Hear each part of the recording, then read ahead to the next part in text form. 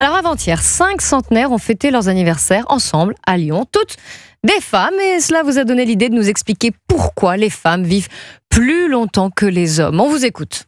Alors Clélie, pour commencer, un chiffre. Environ 30 000 centenaires en France et seulement 4 300 sont des hommes. Et ce n'est pas par hasard, vous vous en doutez. Plusieurs explications. Déjà, commençons par la biologie. Dès la naissance, les femmes ont un avantage génétique. Elles possèdent 2 chromosomes X. L'homme, lui, possède un chromosome X et un chromosome Y.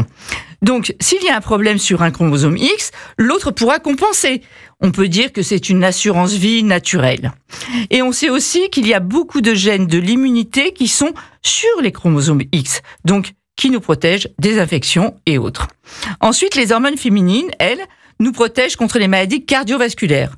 En revanche, il faut bien l'avouer, après la ménopause, on a le même risque cardiovasculaire que les hommes.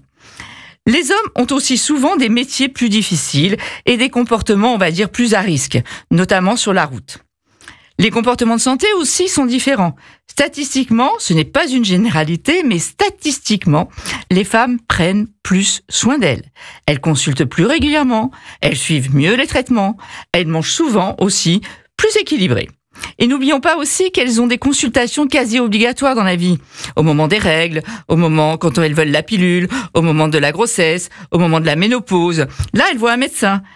On peut dire aussi que peut-être que les hommes consultent moins parce qu'ils ont un peu peur, parce qu'ils font un peu l'autruche. Ils ont peur de ce qu'on va leur annoncer. Bref, en conclusion, messieurs, prenez-en de la graine et mesdames, continuez à montrer l'exemple.